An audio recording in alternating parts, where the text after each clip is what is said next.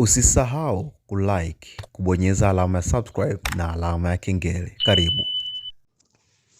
Assalamu alaikum wa rahmatullahi wa barakatuh. Ndugu zangu, tunaendelea na makalati mbalimbali za al-awrad, makalati ambazo watoa ilmu ya watu kuweza kujisaidia katika mambo yao mbalimbali. Leo hii tutatoa dhikri moja ambayo ni mashuhuri miongoni mwa asrari al-kalima, baduh. Neno hili baduh limetumika miaka mingi sana kwa watu mbalimbali, na baduh miongoni mwa min asma'illah, lakini kwa lugha isiyokuwa ya Kiarabu, iko tafsiri yake imekadiriwa ya Fattah. Kazi ya jina hili ya baduh, kazi yake kubwa ni kuleta istiftah. Karibuni.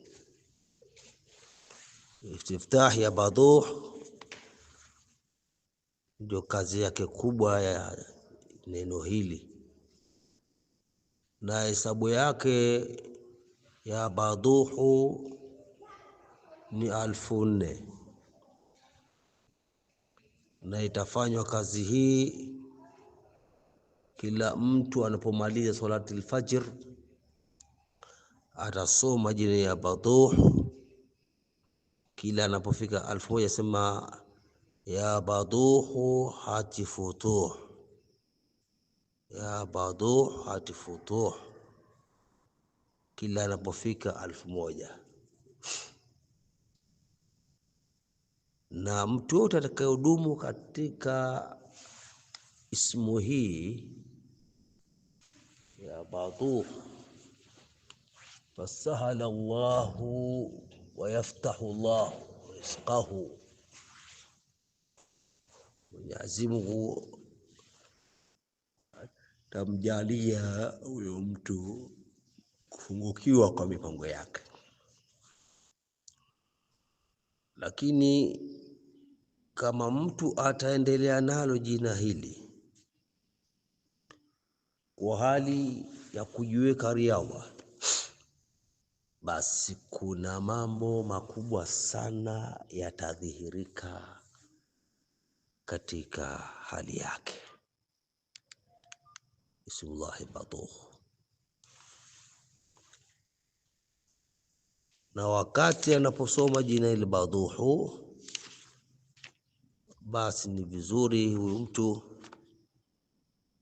kujiweka mbali na dhiruhi, vyakula ambavyo vyenye roho kama vile samaki, nyama na vitu vingine ambavyo vyenye roho.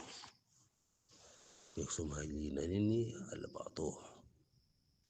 Kwa hiyo kwa mtu mtaka khilwa ya hii neno baduh, basi awasiliane kupitia